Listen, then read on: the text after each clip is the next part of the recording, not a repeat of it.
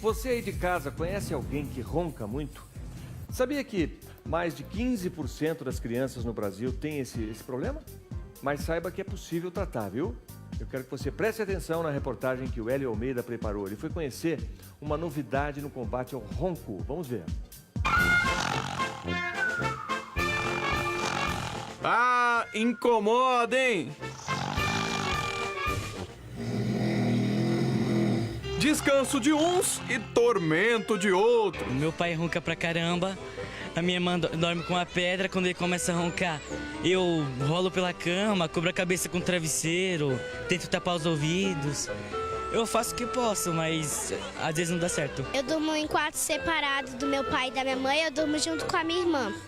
E quando eles roncam muito, eu ponho o travesseiro no ouvido e depois eu vou lá no quarto se eles continuar e peço para eles parar, eu volto a dormir. É o barulho que mais simboliza o sono.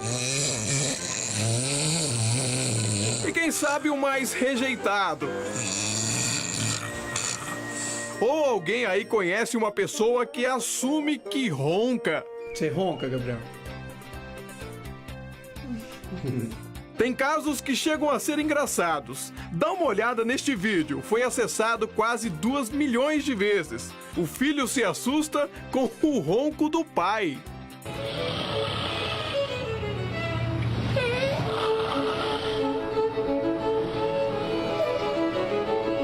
E sabe de uma coisa? O ronco pode chegar a 70, 80, 90 decibéis, o que é igual a um som provocado pelo escapamento de uma moto ou de um caminhão. É comum ouvir que roncar é normal, mas tudo tem limites. O ronco muito forte pode ser só um sintoma da apneia do sono, uma doença que não só atrapalha na hora de dormir, mas que também sobrecarrega o coração. Uma obstrução das vias aéreas que faz a pessoa ter dezenas de paradas respiratórias sem perceber. E aí a piada perde a graça. Porque o ronco sempre foi considerado uma coisa comum. Ah, ele ronca, mas o pai também ronca, mas o avô também ronca. Então, já que todo mundo ronca, vai ver de família. Só que isso pode representar um problema. O papo é tão sério que estudos mostram que 84% da população mundial ronca, o que pode ser o começo de uma apneia respiratória e que pode matar. É muito comum em crianças. Cerca de 15 a 28% dos brasileirinhos roncam. Cabe para a população geral para observar: seu filho ronca? Porque roncar pode significar que o ar não está entrando ou não está saindo de forma adequada. Não entrando, não saindo, eu tenho uma onda dessa alterada e eu posso ter uma diminuição do oxigênio no sangue naquele momento, ou a criança acordar de uma forma que ela nem tenha consciência que está acordando. Então pode ser que isso sinalize um problema maior. Levei a Luísa ao otorrino, ele indicou que ela fizesse uma cirurgia porque o caso dela é adenoide. E é isso que está prejudicando a respiração dela e ela ronca muito mesmo. O otorrino falou que ela tem adenoide já grau 3, né? E ela vai precisar fazer uma cirurgia por conta desses roncos, né? Às vezes eu mexo nele e ele para de roncar. Sempre eu vejo ela à noite dando umas roncadinhas, a gente dá uma mexidinha nela, vira ela de ladinho e aí para de roncar. É, mãe, mas essa solução caseira aí não é a mais indicada, não. Na verdade, os transtornos do sono são recentemente estudados pela medicina, uma ciência relativamente nova. Na criança, mais nova ainda. Você sente que você tem essa respiração mais forte, sim ou não?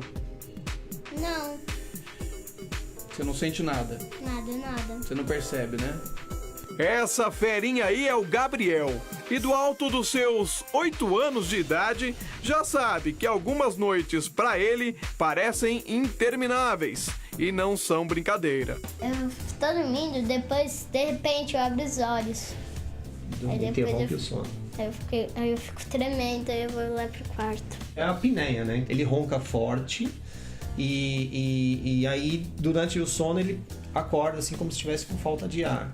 E isso, hoje, os estudos indicam que isso atrapalha muito ao longo das atividades, questão de concentração, a parte de irritabilidade, né? Primeiro que atrapalha o sono deles, segundo que atrapalha meu sono. Ele é uma criança do tipo espoleta, não para o dia todo e sofre com o próprio ronco e crises de apneia.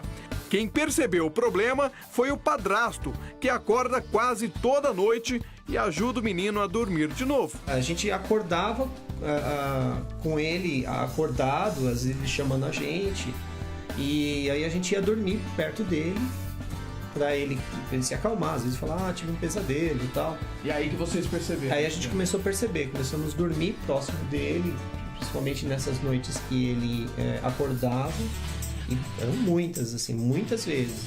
Desde então, as atividades do Gabriel passaram a ser monitoradas mais de perto e a alimentação também.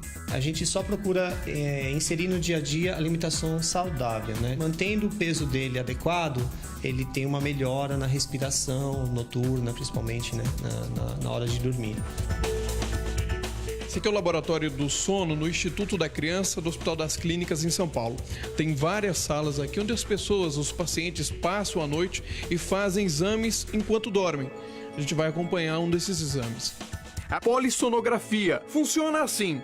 A pessoa passa a noite em um quarto com eletrodos ligados ao corpo. A equipe médica fica de olho através de um vidro ou por câmeras. E em uma outra sala, computadores registram as reações do paciente. Nós vemos várias regiões do corpo agindo durante a noite.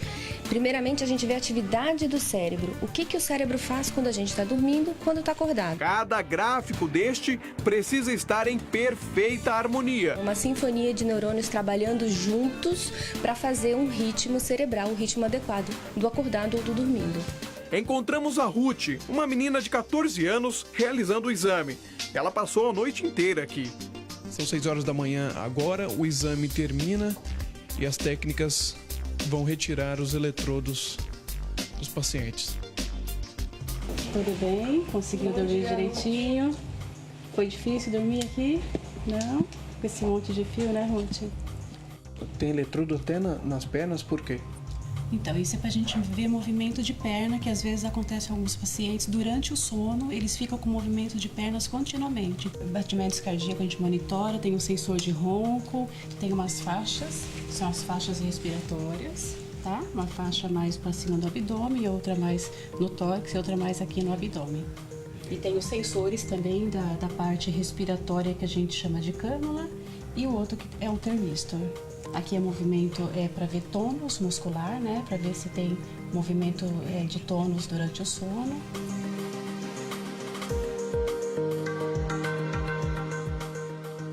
Bom dia, tudo bem? Você conseguiu dormir com esse monte de negocinho pendurado aí, não? Consegui. Como é que foi essa noite? Um pouco estranho, mas consegui dormir. Crianças que roncam ou têm apneia, aquela pausa na respiração enquanto dormem, geralmente têm menor capacidade de concentração, de aprendizado. Pelo menos é isso que constatou uma pesquisa da Universidade Federal de São Paulo. E o problema, quando percebido, tem que ser tomada uma atitude logo cedo, mesmo que ainda seja uma bebê. 8 meses de vida. E a Duda, essa fofura, já ronca e tem pausas na respiração, para o desespero da mãe. Com aproximadamente uns 4 meses já começou com um problema respiratório, deu perceber a movimentação ofegante, a respiração ofegante. E aí, desde então, hospital, pronto-socorro direto. A menininha tem bronquiolite, uma inflamação nos brônquios. E sempre que as crises aparecem, o quadro se agrava. Em dia de crise, eu já cheguei a acordar com ela de 1 em 1 hora. Assim, eu não consegui dormir porque ela dorme, quando parece que o corpo vai relaxando, ela tem que estar puxando de novo a respiração. Ela fica numa angústia que parece que ela não está conseguindo, como se ela puxasse o ar, mas o ar não é o suficiente. A mãe procurou logo um médico para tratar a menina. Afinal de contas, não quer que a criança cresça fazendo aqueles barulhos horríveis enquanto dorme. Eu quero conseguir dormir à noite, porque faz um barulho que incomoda bastante. Não só a gente, né, que não consegue dormir, mas ela fica bem incomodada mesmo. Se vira o tempo todo no berço, então atrapalha bastante. Uma série de fatores podem dificultar a respiração.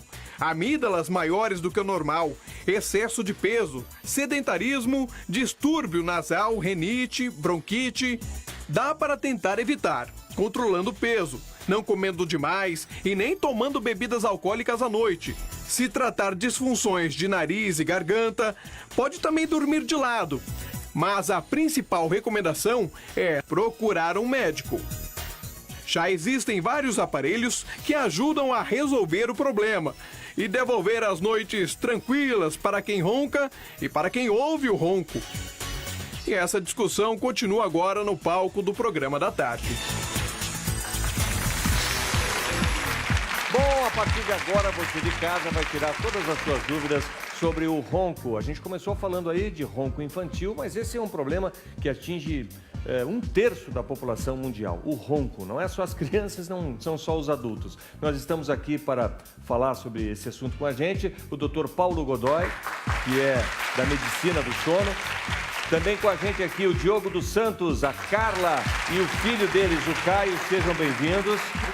Vocês três formam uma pequena família de roncadores ou estou exagerando? Pode falar, Carla. Não, não somos família, só eu e ele.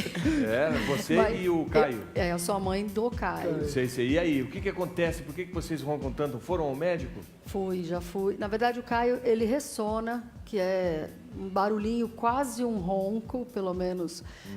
Tem o bruxismo, que é aquele negócio de ranger os dentes. E tudo que ele faz de dia, ele conversa à noite, ele conta à noite.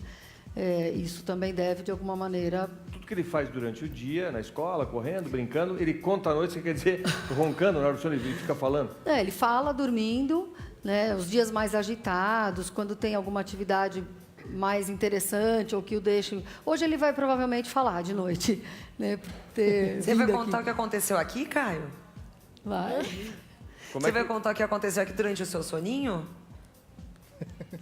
Ele fala dormindo, né? Ele fala dormindo. Mas é uma coisa que te preocupa, o ronco dele? Sim, preocupa, porque eu ronco e sem um motivo detectável. Assim, já fiz a polissonografia, não tenho ainda idade para ter uma flacidez. Os motivos que... Mas você ronca todas as noites? Eu ronco quase todas as noites. E quem é que te cutuca lá? Meu marido ou eles, porque quando a gente eventualmente viaja, vai para a chácara, casa de praia, é comum, as pessoas já sabem que tem a ala dos roncadores e a ala dos ouvintes. É verdade. Mas como é que chama o seu marido?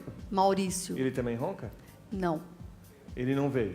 Não Tá veio. Trabalhando. Ele não ronca, muito esporadicamente. Assim, ele me acorda, então eu acabo dormindo mal, ele dorme mal e assim vai. O Diogo, que está aqui, também é roncador.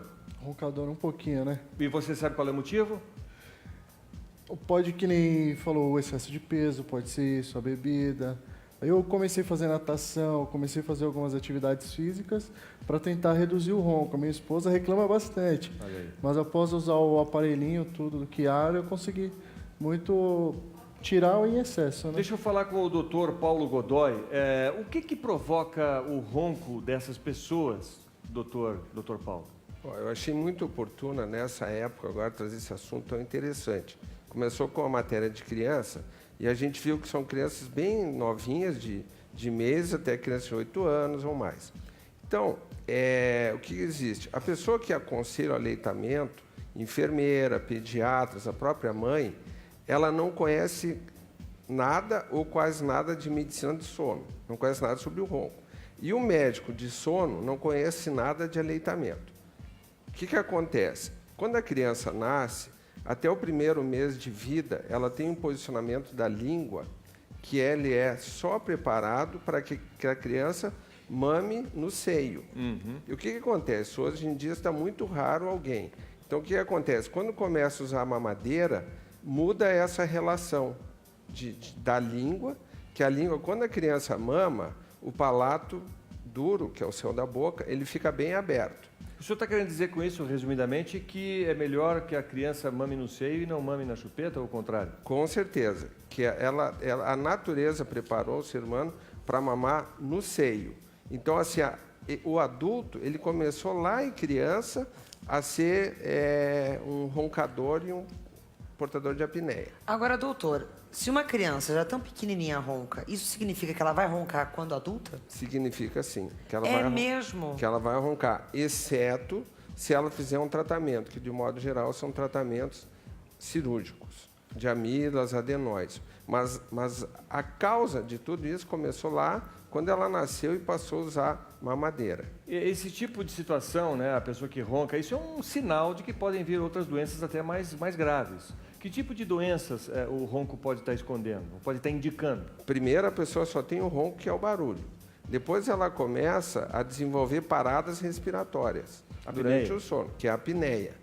O que ela começa primeiro? Ela começa a ter problemas de desconforto. Ela tem um sono muito interrompido e tem sonolência de dia, começa a dormir mal, sonolência e tal. Depois isso vai evoluindo para coisas psicológicas, depressão, impotência, perda de libido. E depois sobrevêm as doenças mais graves, hipertensão, mesmo diabetes, são doenças relacionadas a hormônios, que a pessoa produz todos os hormônios de noite e de dia ela usa esses hormônios para ficar normal.